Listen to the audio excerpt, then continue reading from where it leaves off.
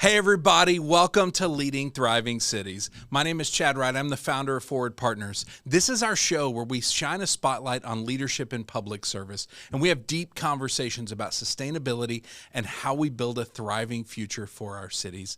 Today's guest is Becca Miears. She is the HR director for the city of New Braunfels here in Texas. I met her at the TMHRA conference, and she was there presenting with her fire chief and her police chief. And if you've worked in a city, you know how hard it is for the fire chief, police chief, and HR to have a great relationship. And that's what they were talking about, was how they have very intentionally built that relationship. So we dive into that. We also really get into how vital it is to have a healthy HR department. Often HR departments are so busy solving the city's problems, they never have time to invest in themselves. And it's one of the most valuable investments they will ever make. Whether you're a city manager, in HR, or anywhere in public service, you are going to find a lot of value in this conversation. Thank you for joining us on Leading Thriving Cities.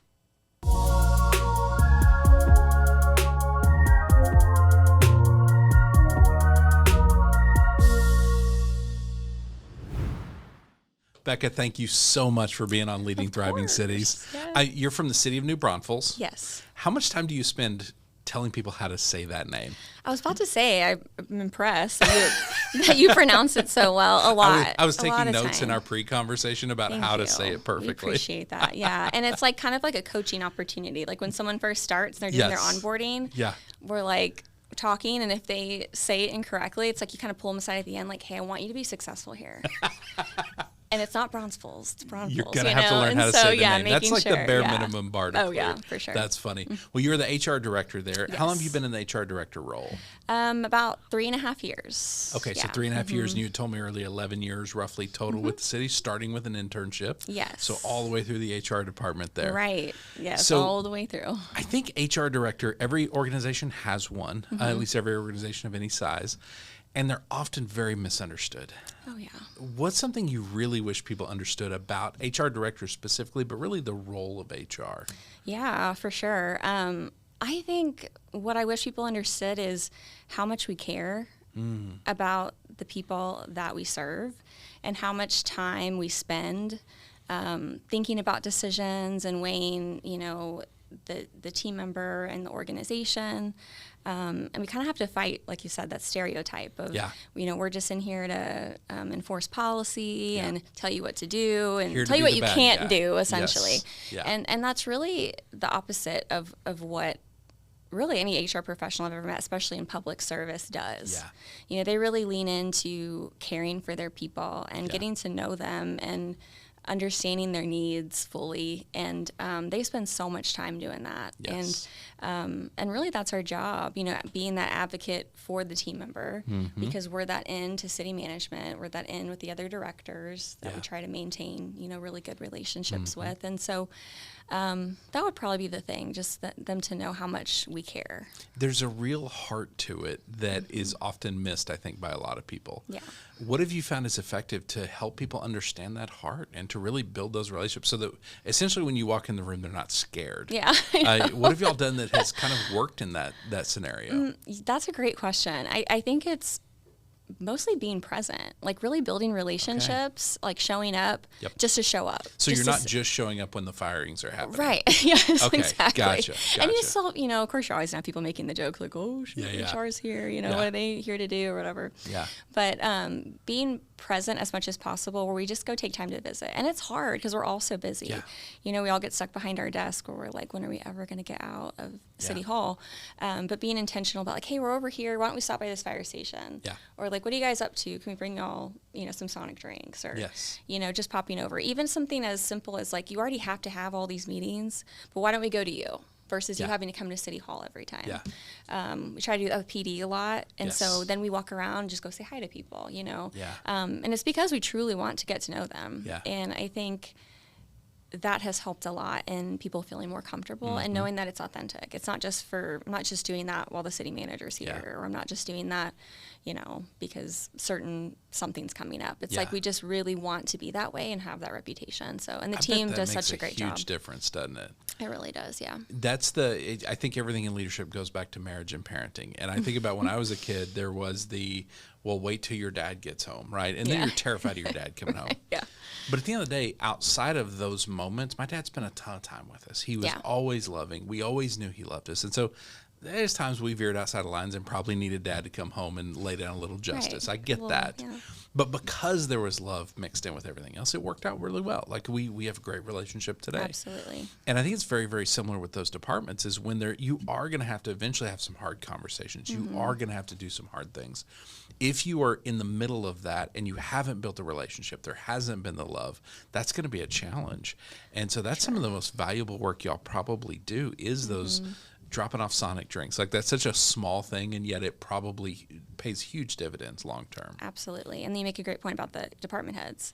Like when you have the good relationship with their staff and them individually, then when those things do happen and you have to sit down and, deal with something hard, makes it a lot more tolerable. And you can do it together. And you're in it together. It's not like got to bring you, with me through this hard time. It's like we're in it. We're going to go through it together and support each other. Part of why we're even having this conversation here today is because you and I met at the TMHRA conference, and you were there speaking, and you had your fire chief and your police chief. Yes. And y'all were talking about the relationship between emergency services and HR and how y'all have been very intentional about that and the benefits of that. And I think that is huge because I see so many organizations where you've got the city manager's office, you've got HR, you've got emergency services, and often those three are at odds. Sure. And it just creates chaos for the entire organization. And so where have y'all been intentional in building that relationship, and what can other HR directors and other emergency services leaders be thinking about?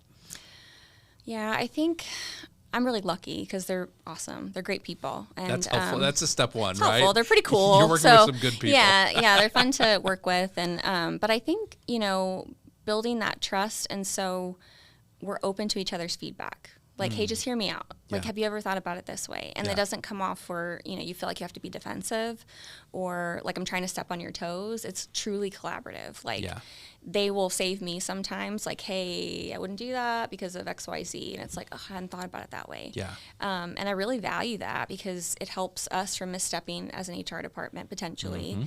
And then because it turns out HR not perfect. No, we sure are not. It's I'm interesting sure how not, many people will look at y'all and go, well, they have to be perfect. They're HR. They know everything. Oh, my gosh, yeah. And y'all are figuring it out as you go, just like every other human. Oh, my gosh, exactly. Yeah. And so just helping each other out and being intentional about those relationships, just like looping them in, like, hey, they may want to be, involved with this decision or, and we do that for each other. So I think just the intentionality of the relationship really, and I think everything else kind of builds from there. So did y'all start there? Was it just an easy thing from the beginning, or did y'all have to work on it? I think it took effort for sure. I mean, just like I said, I'm really lucky because the chiefs, even previous to the ones we have now, being able to work with them, it's pretty easy to collaborate. The fire chief is in City Hall, so fire administration and our organization is there, so that's easy. Yep. PD, of course, has their own headquarters, so that's a little bit, but he's always at City Hall meeting with whoever, city manager, or doing things there. But just scheduling time to get to know each other and working together, even something as simple as like, I kind of like my seat in our executive leadership team meetings. We have those every Tuesday where city management's there and all the directors, and we just give updates, what's going on. We go over the council agenda, and my spot is like actually right next to the chiefs. Like that's kind of our like official spots, and just like, how's it going? What's going on? Yeah. And I think the nature of us being civil service in both of our fire and police departments, we're in constant communication regardless, just about all kinds of things, and they're both so proactive that it's like, can we talk about this like thing I want to do or this change I want to make? Does some of that proactivity come from the fact that they're not scared of HR? That y'all have established this working relationship? Yeah, it could be. I mean, definitely, because we can do the same with them. Yeah. Our assistant director, Lindsay, might say like, hey, what do you think of this, new thing? Or let's implement online testing instead of doing it the way we've always done it. And it's like, go schedule a meeting, have a conversation. And that's just being supportive of each other to try those new things. There's something about that time together. Again, going back to marriage and parenting, I've been married 23 years at this point. There have been seasons where we didn't really invest in the relationship. Oh, right, yeah. Those were not great seasons. And the seasons where we're very intentional about the relationship, it doesn't matter what happens externally to us, we're great. And that makes everything else, it works, right? It's a huge difference. Very, very similar. And I had a deputy city manager took over law enforcement one time, law enforcement and fire. She's like, I don't know the first thing about law enforcement and fire. I said, go spend time with them. Just go be at the departments. Just be present. And just by being present, it was amazing the relationship that was built and the depth of that relationship and how it helped them mend past wounds and be able to really move forward in such a healthy way. And it just took time, which, like you acknowledged, is really hard to find on the schedule. Yeah. But it matters. We had a retreat we did one time, and one of the most poignant things that came out of it was we're all around the table, and everybody's talking about their challenges and what they're wrestling with, and the police chief was the very, very quiet and very stern and kind of started to get real emotional. And he's like, y'all never come see us. Nobody in the city comes to the police department to just see us. Wow. And to hear that admission from somebody who's really strong and really that they want companionship, they want community, you know. Right. It's really interesting how much that matters to us and how y'all have done a very, very good job of that, which is incredibly exciting to see. Thanks. We try, and we try to maintain that. Yeah. Yes. For sure. Well, and to be able to go speak at other conferences about that, like that's an exciting opportunity to then get to spread that word that this is completely worth it. Absolutely. So you said you spent 11 years in the city of New Braunfels. What have you had to wrestle with internally to be able to get to where you are? Because you're very, very young for an HR director, is my guess. What have you had to wrestle with to really get to that point and to get where you are today? Oh my gosh, so many things. So many things. Well, kind of like the example you just gave about that chief being vulnerable enough to get emotional and say, like, that sucks. It sucks that no one comes over here, and it does bother me. Vulnerability, like being able to be vulnerable and the power in that. Like I remember, sitting in a room with executives and just thinking like, and I told one of my mentors, when I first got promoted, I had asked our previous parks director, Stacey Dickey, to mentor me because I admired her so much. She just recently retired, but she had been our parks director at the time I was promoted, probably 14, 15 years. Created an incredible park system. So, and I would tell her this, like when I would sit in the room with executives, I'd be like, wow, they know everything. Like they've learned everything. They know everything. They've got all the answers, And I remember a boss being in a meeting with her, and her being like the really first example I can remember. And I remember just having a profound impact on me of saying like, wait, I don't know what that acronym is. What was that? Yes. Or like, I didn't know what that was. Everyone else in the room is like, yes, and I'm just like sitting there like, I don't know what that means. And then for her to speak up and say, oh, hey, can you just, I'm so sorry, but like, what is that? And and she really modeled that of like appropriately, like asking. It's not like every single thing. She was like, I don't know what that is. She's a very smart woman, obviously, but there's a lot of things we don't know, especially when you're working with different departments and they're talking about a very technical issue or something like that. And so I've really had to grow in that, to be like, it's okay to not know and have the power to say like, oh, I've never done that before, but work on it together. Or let me do some research on it and I'll get back to you. Those things and really just trying to model that for the people that I work with. And of course it's a continual, work in progress, but that vulnerability to say, I don't have it all figured out. Like you had somebody come before you and model that for you and mentor you in that. Yes. Is that something you're very intentional about now with your people to make sure that they have that same safety to raise their hand and ask? I definitely try to create that environment of like, hey, that's okay. Or, well, I'm not, and I'll even show them like, we have so many specialties in our department. We have a team of 10. And, of course, we have risk management and learning development, benefits, civil service. And they're complicated subjects, and there are things that I'm like, I've never seen that before. But, like, let's look into it together. I can tell they may not want to say, when they first start and they're, like, developing the relationships and getting to know everybody. And I think they quickly learn, like, oh, that's okay to not know. Ultimately, I think there's this, as a director, honestly, as a director, you're more facilitator than anything else. Exactly, right. And I love when I'm paid to come in and facilitate something, and I get to raise my hand and go, I have no idea what you're talking about right now. Please help me. Right. And it's not celebrating ignorance; it's curiosity to say, help me understand that. I want to learn it. Yeah. Yeah. We just our previous interview, they had it was Jack Daly from the city of Georgetown. What was the thing he was referencing? The trash thing. What was it called? Transfer station. Thank you, John, Porchlight Productions. The transfer station. And I didn't know what a transfer station was. And so we got to talk about what a transfer station is. Right. It was fascinating. I also don't know what a transfer station is. Apparently the trucks bring all the trash to one place, dump it goes to bigger trucks, then they go to the landfill. Oh, gotcha, so it's okay. a nice place to dump your trash to go somewhere else. Gotcha. But Learn it was something interesting. New. Learn something new. It was fascinating to learn like about that process. And he was so excited that, by the way, he had contributed to that. And this thing that took years to implement is probably still going to be there 50 years from now. Yeah. And it's kind of that legacy of public service is really interesting. So as you have kind of sat in those rooms, and have you gained more confidence in it's okay to not know everything? Does that voice still pipe up every once in a while and be like, oh, but is it really okay? Do you still wrestle with that? Absolutely. It's a never-ending journey, Depends on isn't the it? audience. There's obviously more people you're more comfortable with to say that, and learning how to choose your words and not maybe how you want to share that vulnerability. Yes. But I try to challenge myself. There is healthy vulnerability, right? Like there is just dumping everything on people is not necessarily healthy, but saying it in the right way and saying it in the way that really connects. And models, I don't know, but I would like to know. I'm curious and want to learn. Right. That's really cool. That's interesting. And you told me you started as an intern there. Yes. And so working your way up through that, what's something valuable that you would go back to somebody that was thinking about getting into public service?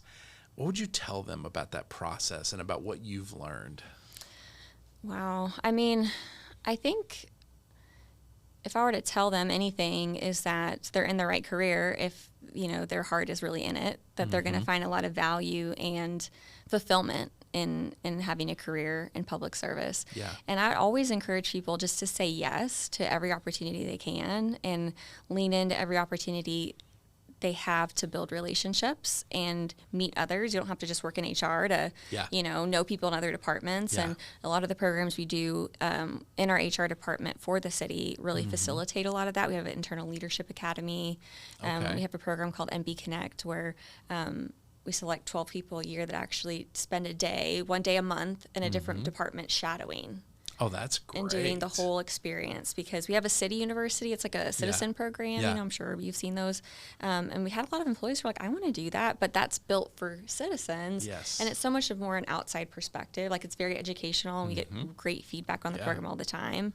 It's a communications program, but employees were like, I want to do that too. And so it was actually a project from our leadership academy. One of our teams put the proposal together for that program. Have you ever gotten to do that? I have not. It's actually only been in place. This is our second year. Okay. So we're about to graduate our second cohort from that. Yeah. So, yeah. It sounds like y'all invest pretty intentionally in leadership development. Yes. Have you seen the real benefits of that, of people being hungry for more? Oh my gosh, yes.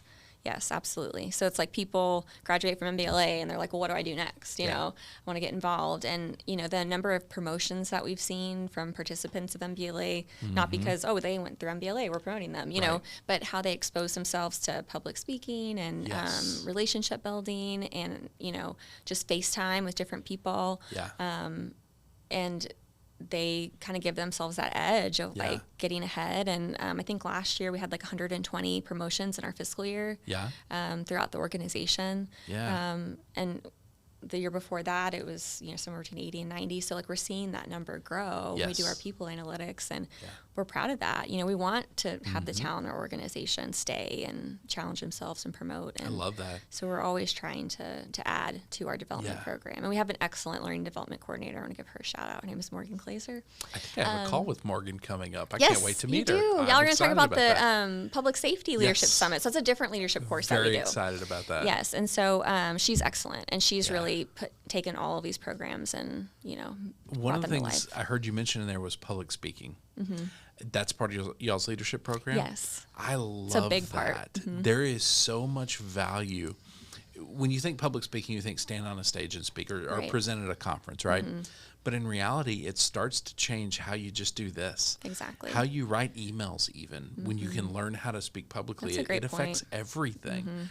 That is a big, big thing. I love that. Yeah, and we have really pushed people out of their comfort zone, as you can imagine. Because how many people are terrified of public speaking, whether it's, I was listening to a thing the other day, and it said that it is actually, if you look at people's biggest fears, it's actually the biggest. It is one of the largest segments of people that say, I would rather do anything than this. Yeah, put me in a room of snakes. Like, I'm good. Like, I want to do it. Listen, I will talk all day to avoid the snakes. I'll tell you that much. Yeah, well, and you're a different story, Chad. You're a great public speaker. Oh, my wife will tell you I like to talk. That's what she says. But part of the academy is what they do is they are paired into groups of 4. Yeah. They all from they're mix and match in different departments. So like we just started our new MBLA class. Yes. We had our first session last week, and someone from fire might be with someone from finance and public works and so much whatever. Value in that. So they're all mixed around, different personalities, different backgrounds, and then they choose an organizational project, and those projects are submitted by MBLA alumni, by department heads. Really anyone can submit a project. So they look through those, they pick one, and throughout the program, we do other leadership topics and things like that. But they're working on this project throughout the whole course. And then at the end, at their graduation, actually, they present their proposal for their project to city management and to city council and all the department heads. That's cool. Yeah, so that's kind of like their final. Yes. And then they graduate and they get to celebrate and be done. Yeah. So that is one of those long-term things. I think we run into this in public service, and really I think modern society. There's so much on the task list that's emergency, that's now, go. That is one of those long-term investments you got to create space for, because I'm guessing they meet how often, this group of 4?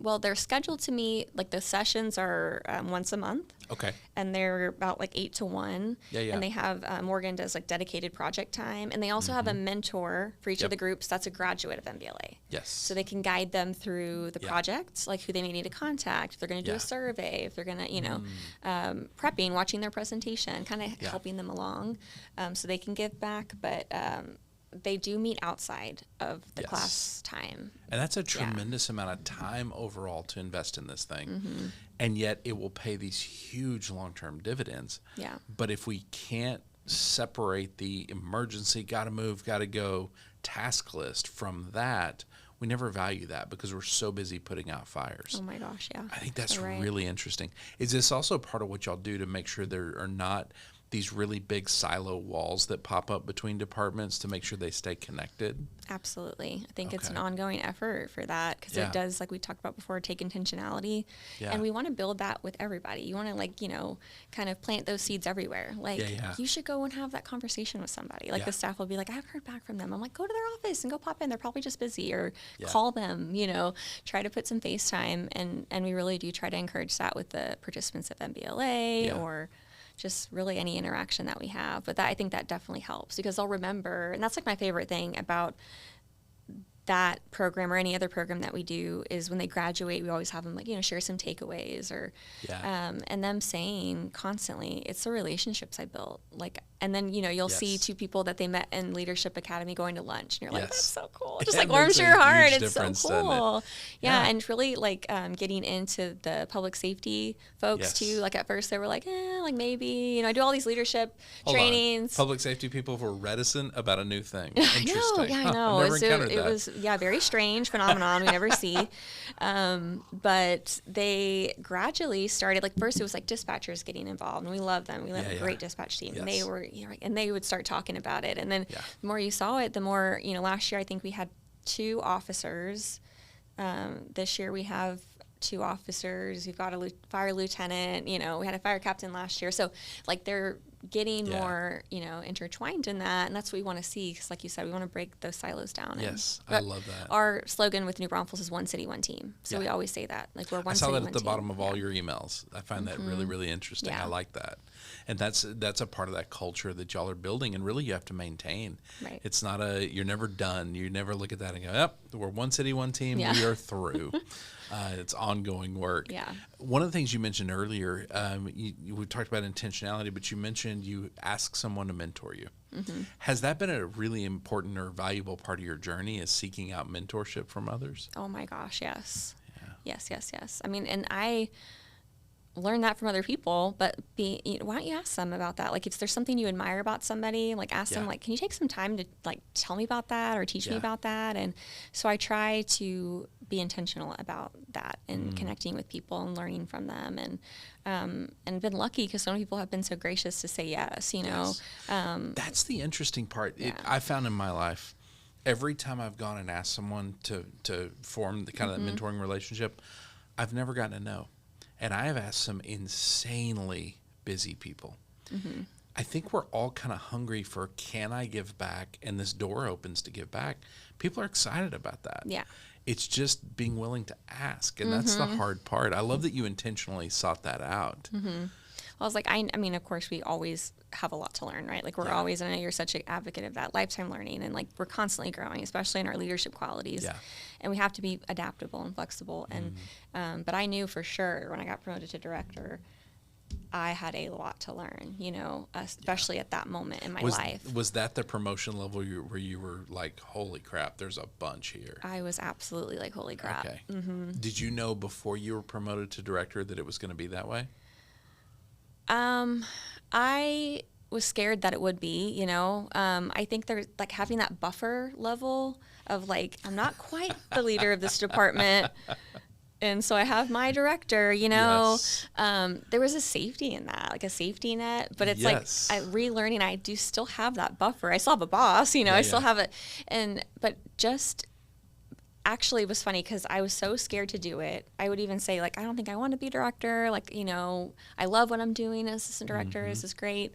But I don't want to do that because I was scared of, like, what if I fail? Like, what if I get that far and I love this organization and I want to be here, but I'm asked to leave or I can't do it. But so it was actually kind of relief when I got into the job how similar it was to what I was doing before, and just having that, you know, being surrounded by support.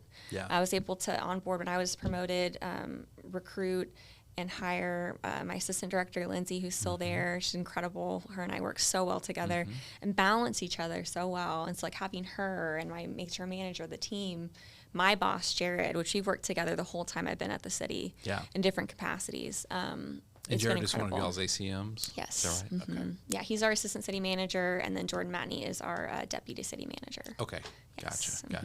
So in being able to ask for that mentorship and seek it out and find it, you were talking about when you promoted, one of your fears was, well, what if I fail?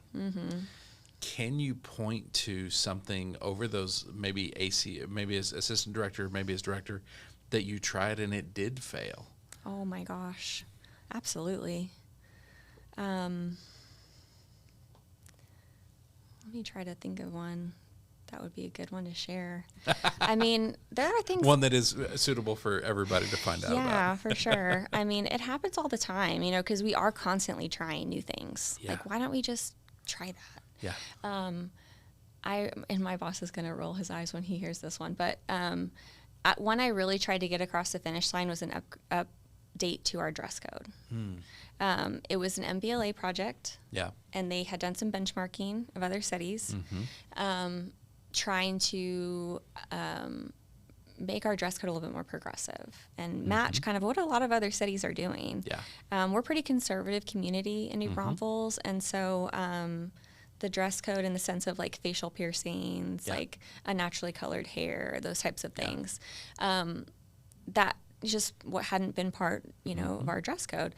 And they did some benchmarking, and it was very interesting mix of people in that team. It was a fire captain, now he's a battalion chief, one of our HR team members, and a senior code enforcement officer.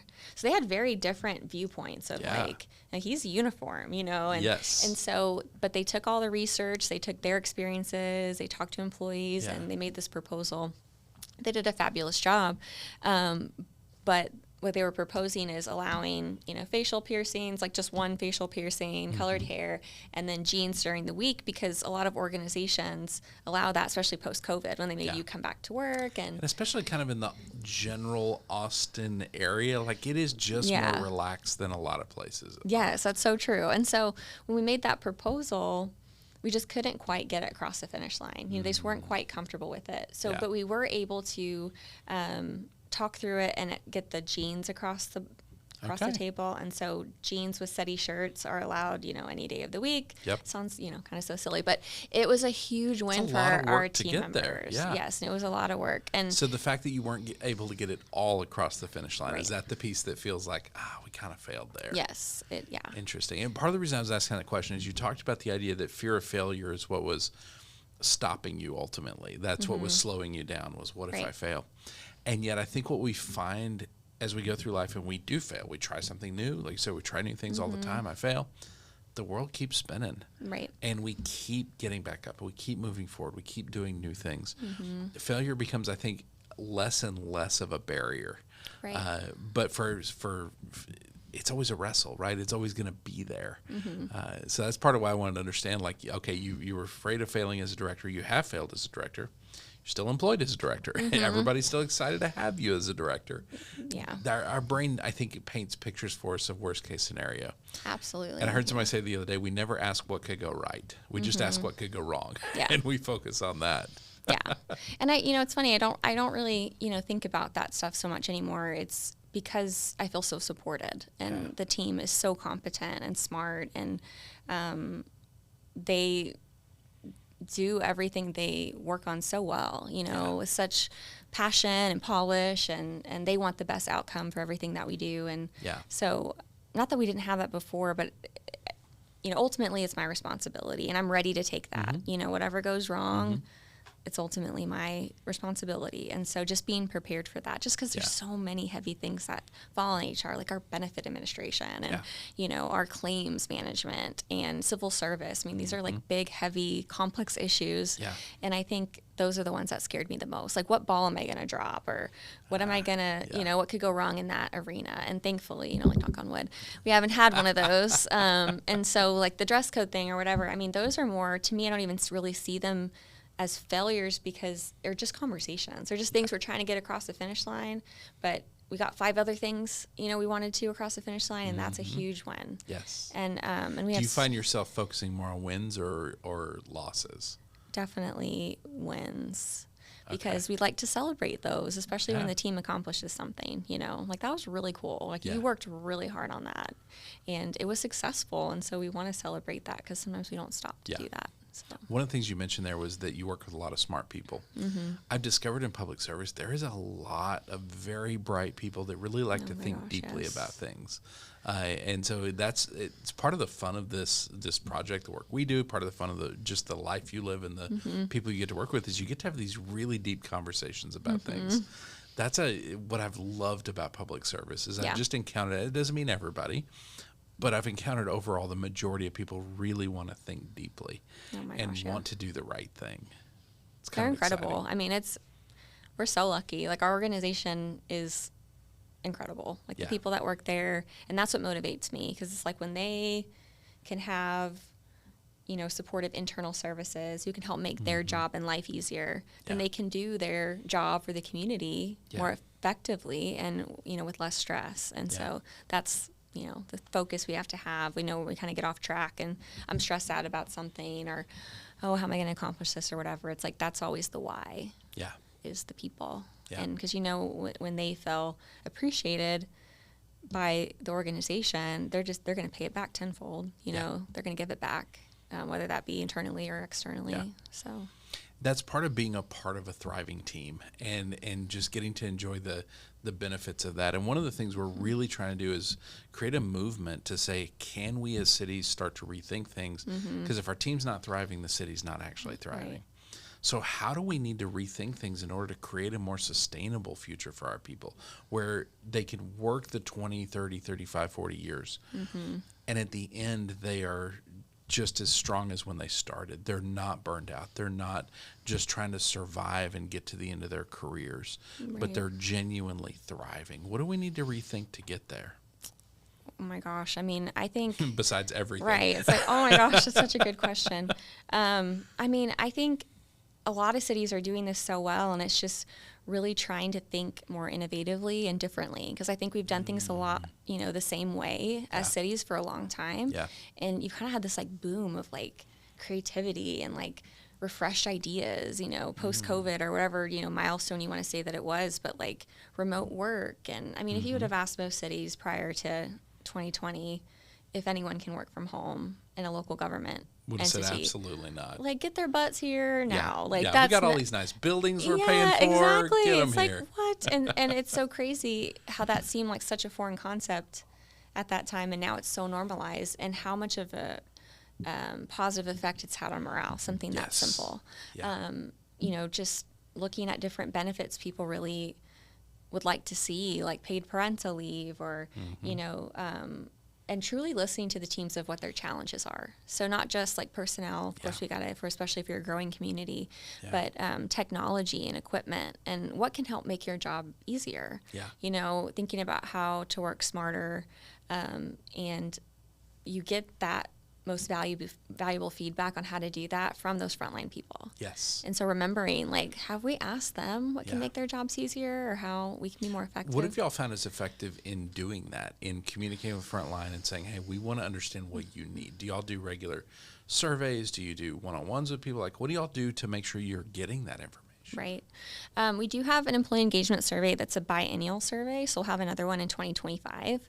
But we take that feedback very seriously. We actually got our learning and development coordinator position from the feedback of that survey, because so many people were like, we want more development opportunities. We don't feel like we have enough. And we didn't have enough because we didn't have someone who could focus their time on that. And so we got Morgan, and I mean, it's been incredible. And the feedback we've gotten from staff of like, I have never felt like I have more development opportunities, and more invested in, and this is fantastic. So we do try to, pull feedback from that survey. Yep. But every year in our budget process, I mean, we really task as directors to go and talk to our teams, what's going well, what's not going so well, because we have the task of prioritizing all of our departmental resource requests and going into city management and trying to sell those. And that's where we really are able to get, any resources, any things to make our teams work more effectively. I like that. Well, and you're ultimately, when you're involving the front line and asking, what do you need, whether you can provide it or not, they feel heard. They feel like, okay, these people did actually ask. But then if you can provide it, they get to point to it and go, oh my gosh, I was a part of that. Look at this change that happened because I was willing to speak up. Right. Again, that kind of creates that psychological safety to get more people to be willing to speak up. Right, exactly. I really enjoy that, because I think there's something to, getting people to where they need to get through this long career. Yeah. But is it a partnership with the city, or are you subordinate to the city? Is this the city taking care of you and doing what it can to support you so that you can support it? Like, I think that relationship, we've talked a lot about relationship. I think that's the thing that really has to have the investment that often can be missing, I think. Yeah. One of the things with TMHRA, you were there to present, and it was phenomenal, by the way. Thoroughly enjoyed it. I was there presenting about burnout and the idea that essentially if we have an unhealthy HR department, we're going to have an unhealthy city. And HR is so busy putting out other people's fires, they have no time to stop and invest in themselves and say, how are we doing? Right. And so what are some things y'all are doing to care for yourselves as HR, to set the pace for everybody else, to say, hey, here's how you do it? Are y'all modeling that? Is there anything specific y'all are doing? We definitely try to model it, try to set that example.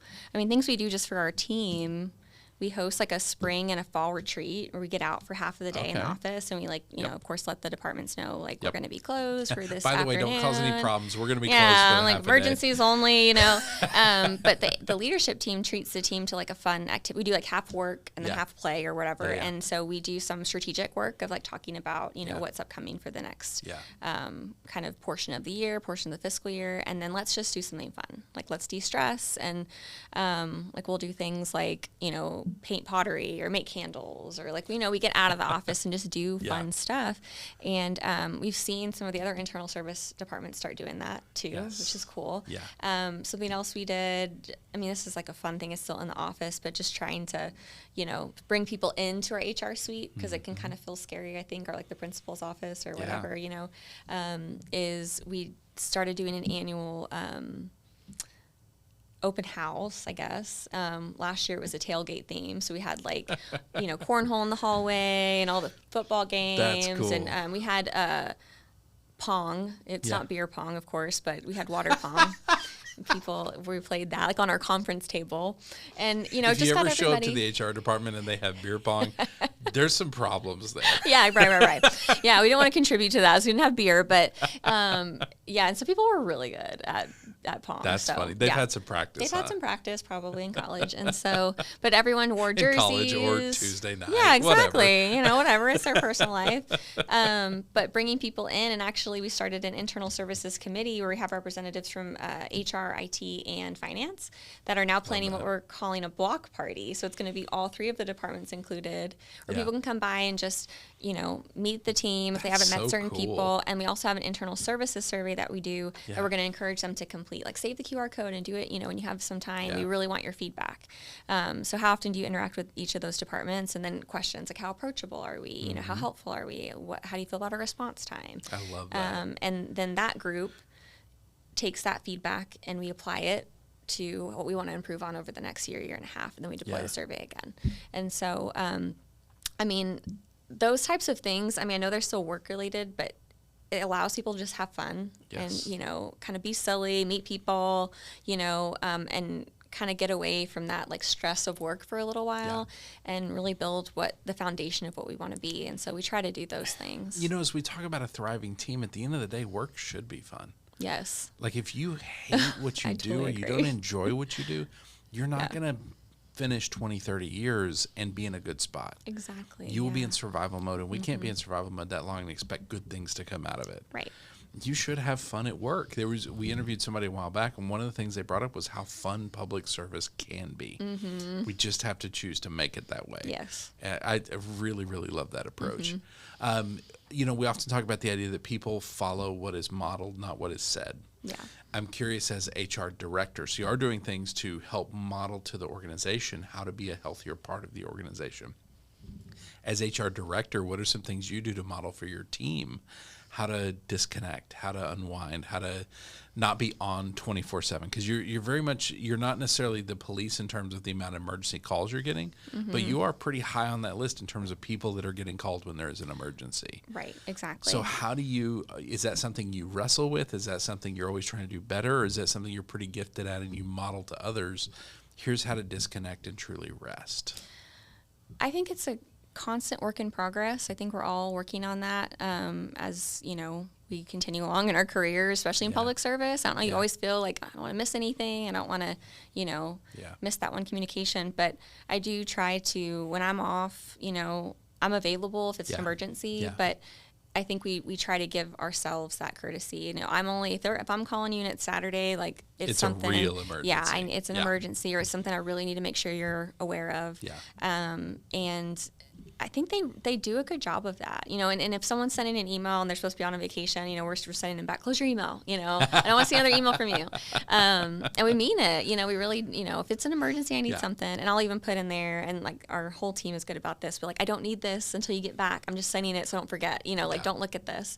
And so, just tell them, put your out of office on and say, I'm out till this day, and if you need something, if it's urgent, contact the HR box. And then it goes to all of us, then we can figure it out, and we can respond if it's something timely.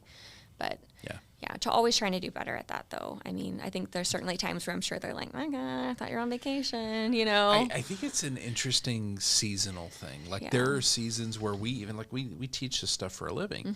There are seasons where I can get we're so busy, my health level goes down, I can start to get into some bad habits like that. Or the amount of things that we have in front of us. Maybe we've overcommitted. I can start to feel that pressure to do that. Right. And there's societal pressure. There's more internal pressure than I think anything else. And that's the part to wrestle with, to say, am I really a failure if I don't get these 73 things done? Yes. Let's get as many as I can done up to this point and then get away, Just giving yourself some grace. Yes. Yeah, that's one of like our guiding values, and like we wrote them together, but give others grace, give yourself grace, because it's easy to be hard on yourself, and especially give the grace you extend to others to yourself, because we can be really hard on ourselves. I love that y'all wrote all that together, but you didn't just say grace. Yeah. You said give it to others, give it to yourself. Right. I think that's important because I think the reality is if we can't learn to give it to ourselves, we can't actually truly give it to others in the way we think we are. Mm-hmm. It's the same thing with love. If we can't love ourselves, we can't actually love each other as deeply as we think we are. So true. And so there's something to that. I love that y'all wrote it that way. Mm-hmm. How did y'all write out your guiding values? What was that process? It was at one of our retreats, actually. Okay. So And is this HR's guiding values? Mm-hmm. Okay. Yeah. I like that. So we just kind of talked about like what we gave them the prompt beforehand so they can kind of think about it. They weren't on the spot. And then we just like had sheets of paper and, what comes to mind, when you think of who you want to be, who you think we are, what do our employees want to see, think about it from all those perspectives and let's come up with a list of things. Does New Braunfels itself have its own set of here's our codified values for the organization? We do. How are yours as HR different than the ones from the city? That's a really interesting question. I would say foundationally they're probably pretty similar, but ours are a lot more people-centric. And so it's more empathy-based and compassion and patience and that kind of thing versus, like organizational excellence or that kind of stuff. But foundationally, I would think they're very similar. Yeah. Yeah. That's interesting because I think where they play together, part of the reason I'm asking this question is I'm having a lot of conversations with organizations about values. Yeah. And about, okay, we've got our values, but then police department over here has their values and the fire department has their values. And I think they all can play together because I think the other side is hopefully nobody chooses bad values. Yeah. Like we're going to value bullying. I don't think anybody's going to do that. But they play together because the way I see this is if one of your organization's values is organizational excellence, then y'all are over here with your values of empathy and grace and like y'all's are more how are we going to be excellent? Right. I think that's very interesting. And I think it might look different department to department. That would be a fun experiment to see what they would look like that's different. But that being said, we did this for a department a few years ago, and one of their top ones was empathy. That's awesome. They wanted to operate everything considering the person on the other side of the table. Yep. And I loved that idea because you wouldn't normally look at a PD and go, well, they're going to have empathy. They're going to have the touchy-feely, the squishy. Like that's not who they portray themselves as. But they say empathy and they kind of like twitch. Yeah. Like, but in reality, like they want empathy. Yeah. And so them learning to give it, I think, is really incredible. Oh, absolutely. That's cool. Interesting. Well, yeah, it's interesting because, city management doesn't exactly sign off on our like departmental values, and so they can really be whatever they want them to be, I guess. So, well, if it eventually gets out that you've got a value of bullying, that's not going to go well. No, not going to go well. And be going to your office, hey friend, let's chat. Hey friend, let's have a discussion about this.